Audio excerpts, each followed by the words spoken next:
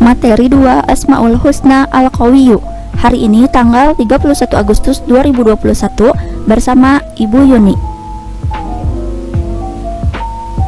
Tujuan pembelajaran hari ini yaitu dapat mengetahui pengertian Al-Qawiyyu. Yang kedua, dapat mengetahui bukti bahwa Allah adalah yang maha kuat. Yang ketiga, dapat mengetahui cara meneladani Al-Qawiyyu. Silakan simak kisah Nabi Daud alaihi salam dan raksasa Jalut berikut ini. Kaum Bani Israel ketika itu hidup tertindas oleh kekuasaan Jalut yang menguasai tanah Palestina. Jalut adalah seorang penguasa kejam dan bertubuh sangat besar seperti raksasa. Pada masa itu, tidak ada satu manusia pun yang berani dan mampu melawan Jalut. Allah Subhanahu wa Ta'ala kemudian mengangkat seorang penggembala Bani Israel yang bernama Talut untuk menjadi pemimpin kaum mereka, di mana saat itu Bani Israel dikenal mempunyai sifat keras kepala. Terbukti pada awalnya Bani Israel menolak karena Talut hanya seorang penggembala miskin. Hal tersebut dijelaskan Allah Subhanahu wa Ta'ala dalam Al-Quran Surat Al-Baqarah ayat 247 yang berbunyi, Nabi mereka mengatakan kepada mereka, sesungguhnya Allah telah mengangkat Talut menjadi rajamu. Mereka menjawab, bagaimana Talut memerintah kami, padahal kami lebih berhak mengendalikan pemerintahan daripadanya, sedang dia saja tidak diberi kekayaan yang cukup banyak. Nabi mereka berkata, sesungguhnya Allah telah memilih rajamu dan menganugerahkan ilmu yang luas dan tubuh yang perkasa. Allah memberikan pemerintahan kepada siapa yang dikehendakinya, dan Allah maha luas pemberiannya, lagi maha mengetahui. Maksud dari Nabi mereka dalam surat tersebut adalah Nabi sesudah Nabi Musa dan sebelum Nabi Daud diangkat sebagai pembawa petunjuk, Nabi sesudah Nabi Musa dan sebelum Nabi Daudlah yang mengajak Bani Israel untuk melawan Jalut karena menindas kaum mereka dan menentukan Talut sebagai calon pemimpin mereka. Talut lalu memilih orang-orang terbaik yang berani menghadapi pertempuran. Salah satu yang ikut dalam pasukannya adalah seorang remaja yang bernama Daud. Ia diperintah oleh ayahnya untuk mengikuti kedua kakaknya yang maju ke medan perang, tapi ia tidak boleh maju di garis depan. Daud hanya diperintahkan untuk melayani kakaknya ketika lapar atau haus, untuk menyiapkannya makanan dan minuman. Jumlah pasukan Talut saat itu jauh lebih sedikit dibandingkan dengan pasukan Jalut, sang penindas. Jalut adalah seorang panglima perang yang bertubuh besar dan setiap orang yang berhadapan dengannya selalu kalah. Talut lalu berdoa kepada Allah Subhanahu wa Ta'ala, ya Tuhan kami, curahkanlah kesabaran atas diri kami dan kokohkanlah pendirian kami dan tolonglah kami dalam menghadapi orang-orang kafir. Maka dengan kekuatan doa itu, mereka menyerbu pasukan Jalut dengan gagah berani. Pasukan Jalut tak mengira bahwa lawannya yang berjumlah sedikit itu mempunyai keberanian bagaikan singa yang terluka. Dan pada akhirnya, pasukan Jalut dapat dikalahkan, sehingga hanya tersisa Jalut dan beberapa pengawalnya saja. Talut dan pasukannya tak ada yang mampu menghadapi raksasa itu. Talut pun lalu berkata, siapa yang dapat mengalahkan Jalut, maka ia akan diambil sebagai anak menantuku dan akan mewarisi kerajaan. Lalu di saat itulah Nabi Daud yang masih remaja mengajukan diri untuk bertarung melawan Jalut. Maka dimulailah pertarungan yang tidak seimbang itu.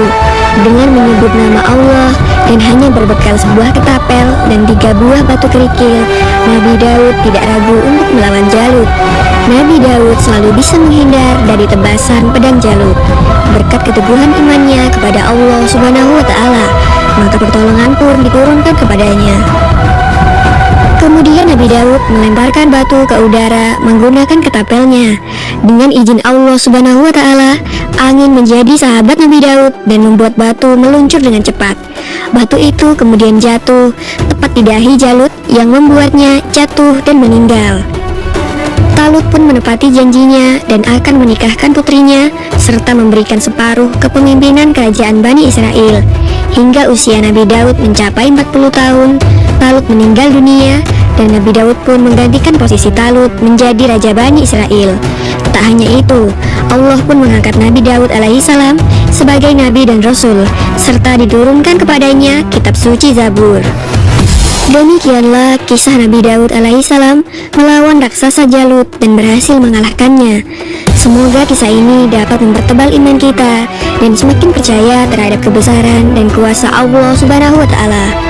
Amin ya Rabbal 'Alamin. Dari kisah tersebut, siapa yang memberi kekuatan pada Nabi Daud pada saat itu? Padahal usianya masih sangat belia. Kemudian, siapa yang menciptakan si raksasa Jalut? Dialah Allah yang memiliki sifat yang maha kuat. Al-Qawiyyu mengandung makna bahwa hanya Allah yang maha sempurna kekuatannya. Kekuatan Allah tidak dapat dikalahkan oleh siapapun. Allah lah yang menganugerahkan kekuatan kepada semua makhluknya dengan kadar yang berbeda-beda. Kekuatan yang dimiliki manusia tidak kekal. Suatu saat akan tiba masanya, kekuatan manusia menjadi lemah. Ketika umur bertambah, raga ikut melemah. Mata tak lagi sempurna melihat, telinga tak lagi sempurna mendengar, kulit berangsur menjadi keriput, otot-otot tak lagi sekuat waktu muda. Begitulah kekuatan yang dimiliki manusia.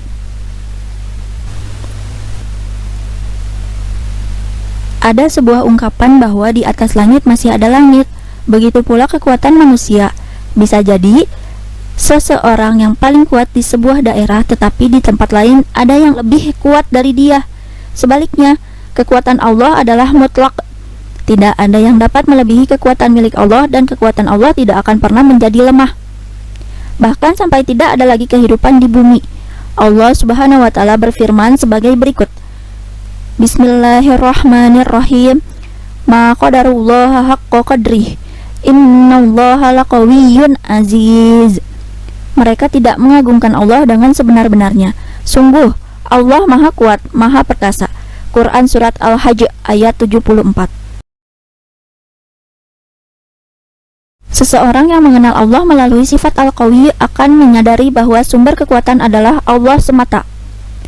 Dengan demikian, jika ia dianugerahi kekuatan yang lebih daripada orang lain, kekuatan yang dimilikinya akan dipergunakan untuk melindungi makhluk yang lemah, bukan untuk menindas dan menganiaya yang lebih lemah. Allah memiliki kekuatan paling sempurna. Segala kekuatan yang ada di dunia ini berasal dari Allah, dan hanya Allah yang menganugerahkan segala kekuatan.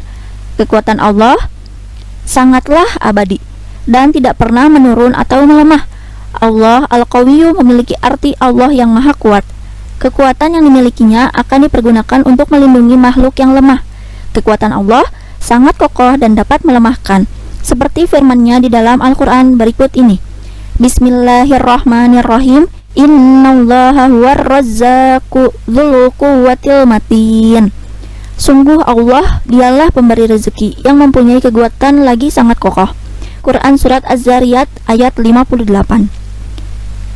Selain itu, dengan mengenal sifat Allah Al-Qawiyyu, kita diperintahkan untuk menjadi seorang mukmin yang kuat secara fisik maupun mental.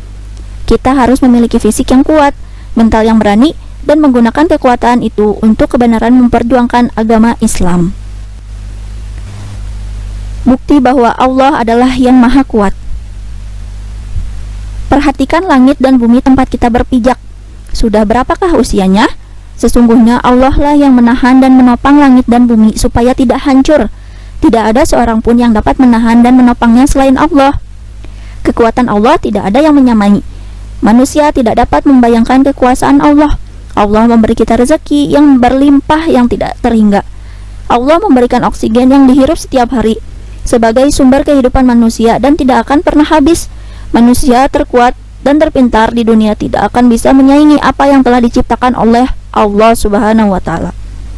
Sebagai ciptaannya, kita harus senantiasa mengagungkan kekuatan yang dimiliki Allah. Allah dapat dengan mudah melemahkan seseorang makhluk jika ia menghendaki.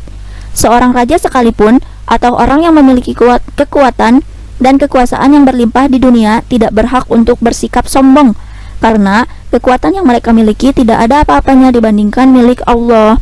Allah dapat dengan mudah mengambil kekuatan tersebut apabila tidak digunakan untuk hal-hal yang baik. Maka dari itu kita harus bersyukur, selalu bersyukur atas apa yang telah Allah berikan kepada kita. Meneladani nama Allah Al-Qawiyyu berarti kita menyadari bahwa kekuatan terbesar itu milik Allah. Kemudian kita harus berusaha menjadi muslim yang kuat, baik dari fisik, mental, spiritual, dan juga pengetahuan. Beberapa contoh perilaku yang dapat dilakukan untuk meneladani asma Allah Al-Qawiyyu adalah sebagai berikut. Yang pertama, menjadi orang yang kuat baik lahir maupun batin. Yang kedua, menggunakan kekuatan yang dimiliki untuk hal-hal yang diridhoi oleh Allah. Yang ketiga, tidak menggunakan kekuatan untuk menganiaya yang lemah. Yang keempat, menggunakan segala kekuatan yang dimiliki untuk menghancurkan kesesatan dan kemaksiatan di dunia. Nah, tugas untuk hari ini yaitu mengisi latihan soal di Google Form. Batas waktu mengerjakan yaitu hari ini sampai pukul 21 malam. Alhamdulillah, pembelajaran hari ini sudah selesai. Jangan lupa tugasnya dikerjakan. Kita ucapkan alhamdulillah bersama-sama. Alhamdulillahirabbil alamin. Ibu ucapkan terima kasih. Wassalamualaikum warahmatullahi wabarakatuh.